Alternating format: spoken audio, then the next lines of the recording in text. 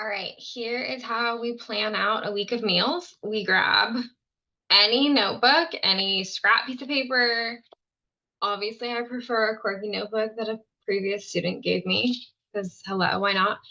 Um, or sticking out, like I said, back of some mail, um, whatever you have around you, and you're going to write out. I'm gonna do it with a whiteboard here. Okay, I think it helps to write out the days of the week across the top. So you're just gonna go straight through. And if you're starting, needing to plan out the weekend too, great, do that.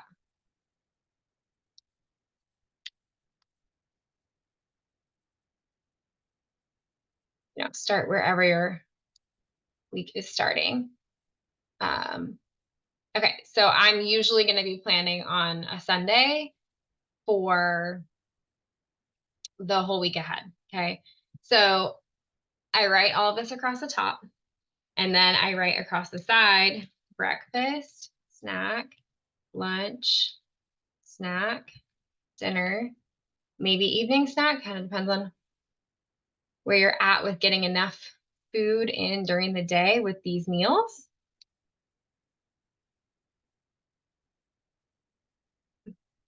Okay. And then I've basically got this little grid, right? So here's how we do this. We go, I like to think like in terms of one meal at a time. So I'm just going to do like all the breakfast ideas and then all the snack ideas, then all the lunch, then all the snack and all the dinner. And then I also think about like if the day works out, right? I also start by identifying like, okay, what's on my calendar? What's going on this week? If we're going to be out and about on a certain day, then I plug that in too. So I'm like, okay, Wednesday night, we're going to dinner with friends or whatever. Or maybe like a kid has a soccer game and you guys are going to just grab dinner on the way home, whatever it is. Throw in those weird outliers where you're either not cooking or you're not home or whatever those things are. All right, so breakfast, I am a creature of habit. If you are someone who can eat the same thing over and over again, it's really helpful. It's just less to plan. So I have been doing eggs with mushroom, peppers, and onions, scrambled, sometimes a sweet potato at the same time. Or you could do like breakfast casserole if you want to do like a make ahead, or egg bites. Costco has those really good ones. They also have the Starbucks ones. Those are good. Make ahead, maybe like a banana. Okay, so let's say I'm just like taking these two meals and alternating them throughout the week, and having them every other day or whatever. And then maybe like the weekend, maybe Sunday, we're doing like a big family breakfast, bacon, eggs, waffles, whatever. Okay. Okay, so then I'm like, okay, what do I need for snacks? I need, I'm gonna get a veggie in, which I'm usually gonna do my veggie snack packs. With those, I like to do in the afternoon, not in the morning. So I'm gonna get my veggie snack pack in. And I've already built in variety to those. So I'm just gonna go straight across the whole week. I know I'm having one of those every single day. Morning snack, I'm typically doing something like apples and peanut butter. I'm usually doing like a fruit for my morning snack. It just, I don't know, sounds more appealing in the morning, I guess. Maybe, that day I had a banana in the morning with my breakfast, so maybe I'm gonna do an orange here. Maybe I cut up a pineapple this week. Maybe I'm throwing in an Aussie bite with that. A little added protein, healthy fats, keep me full longer. Maybe I have like oatmeal bites that I prepped ahead of time. Whatever it is. And I have to encourage you to eat similarly on the weekend. Like if you stick to your plan. Okay, so whatever it is, right? You're going to plan out your whole week, and then you're going to build your grocery list off of this plan. And then you want to take this plan, the one that you wrote on the piece of paper, and you tape it to your fridge so that anybody in your household who wants to know what's for dinner walks up to the fridge and sees it on there, and it's just there. This reduces any question of like, what am I making for dinner? When you get home and you're exhausted and you don't know what you don't know what you're gonna make, you look at the fridge, it's there, you make it. It's the plan. So write out the plan, build the grocery list from the plan, and then go from there. Obviously, plans change and shift.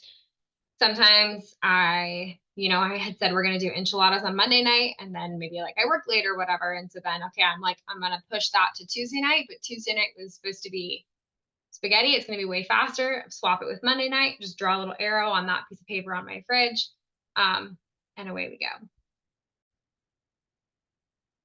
Okay. And then the other thing to consider is as you're trying to kind of hit these targets of like how many veggies you're getting, when you have that, those days of the week all mapped out and everything, it's really helpful if you go like, okay, so here's my Monday. I know I'm going to get a serving of veggies with my scrambled eggs, veggies. Okay, my morning snack was apples and peanut butter. My lunch, I've got like chicken and salad. Okay, my afternoon snack, I'm doing my veggie snack pack. Dinner, let's say dinner, I've got spaghetti. All right. So then I'm looking at this and I'm going, okay, breakfast, I got a veggie in. Snack, I've got a fruit here and a healthy fat. Okay, I'm like, eggs, I got a protein, I got a veggie. Salad is typically going to be 2 servings of veggies because it's not like you're doing like 1 cup of lettuce. It's not very much. So you've got 2 veggie and a protein. Maybe a healthy fat with some like pumpkin seeds or like roasted chickpeas. So maybe another healthy fat there. Or if you have like a olive oil, like balsamic vinaigrette for like a dressing, that could be a healthy fat there too. Okay, veggie snack pack, you got serving of veggies. And then, okay, so I'm like looking at this, I'm going, okay, 1 veggie in the morning, 2 veggies at lunch, 4, I'm at up to 4 veggies in the afternoon. But my daily goal is 6. Okay. And I'm looking at spaghetti and I'm like, all right, so like, I'm going to make spaghetti. I need another veggie. How do I do it? Right. And it's one thing if, I don't know, sometimes there's a meal that just like lends itself to a vegetable, right? For me, spaghetti is a meal that does not lend itself to a vegetable. I'm just like, broccoli sounds weird to me with spaghetti, or I don't know. Sometimes there's just meals where I just don't feel like a veggie clicks with that meal. So I have a couple options. One, I can eat a vegetable that I feel like just doesn't go. And a lot of times what I'll do is I will like roast up some broccoli, carrot, cauliflower, that California blend that's frozen. I'll just saute it in a pan with olive oil, salt, and pepper. And I eat it like sometimes before I'm even serving the spaghetti. I will literally just eat the bowl of veggies like while I'm finishing cooking spaghetti, just to eat it because it doesn't have to go. And you still like made that positive deposit in your bank of health by eating the vegetables. 2, a can of green beans could kind of go with spaghetti. So it's like, okay, great. Can of green beans. It's in the cupboard. It's sitting there doing nothing. Like, let's bust it out, throw some salt and pepper on those beans, heat them up, goes with spaghetti. Great. The other thing you could do is chop up zucchini, mushroom, and onion into the spaghetti sauce. Super delicious. Kind of like a sneaky way to do veggies for like kiddos who don't love it. But yeah, sometimes you are halfway through making a dish and then you go, oh my gosh, I don't have a vegetable for this dish, right? And you have to that's when you get to just choose.